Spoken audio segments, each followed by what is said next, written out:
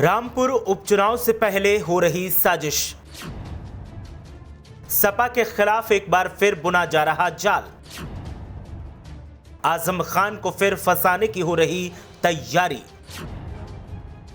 उपचुनाव में सपा को हराने के लिए बन रहा है चक्रव्यूह। देखिए किसकी आंखों में कसक रही है सपा और आजम खान।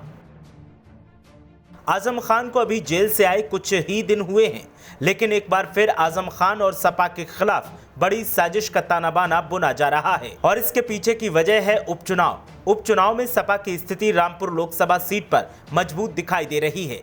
ऐसे में सपा को हर हाल में हराने के लिए विरोधी चक्रव्यूह तैयार करने में लगे हैं ताकि हर हाल में सपा को हराया जा सके और रामपुर में अपनी जीत को सुनिश्चित किया जा सके।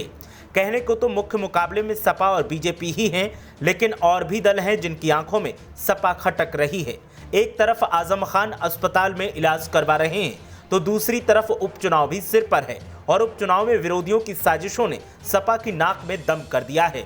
एक बार फिर मुकदमों के जरिए पार्टी के कद्दावर नेताओं को फंसाने की तैयारी चल रही है ताकि सपा मुकदमों में फंसी रहे और चुनाव हार जाए।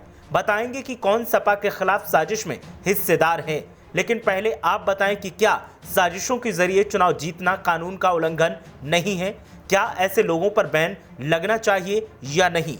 आपकी राय क्या है, हमें कमेंट करके जरूर बताएं। अब बात करते हैं रामपुर लोकसभा सीट की। रामपुर सपा का सबसे मजबूत गढ़ माना जाता है और आजम खान की ऐसी पैठ है कि यहाँ कोई भी मैदान में हो लेकिन जीत सपा की ही होगी।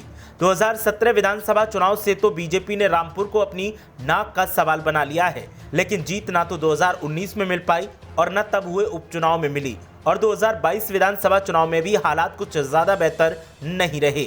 जिन आजम खान को कमजोर करने की कोशिश हुई उन्होंने जेल से चुनाव जीता और उनके बेटे ने भी जीत हासिल कर ली।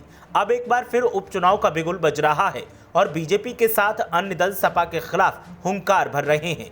गजब की बात यह है कि जिस कांग्रेस की कहीं गिनती नहीं होती वो भी सपा को हराने के लिए चक्रव्यूह रच रही है। दावा किया जा रहा है कि बीजेपी के इशारे पर कांग्रेस नेता एक बार फिर आजम खान को निशाना बनाने के लिए नए केस लिखवाने की तैयारी कर रहे हैं ताकि आजम खान परिवार केसों में उलझा रहे और उपचुनाव में इसको विरोधी भुना सकें।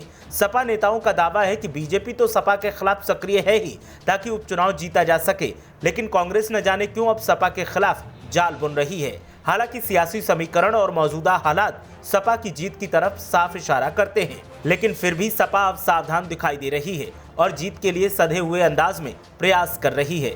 देखना यह है कि सपा कैसे विरोधियों को परास्त करती है और जीत की राह को आसान करती है। ब्यूरो रिपोर्ट, मीडिया हलचल।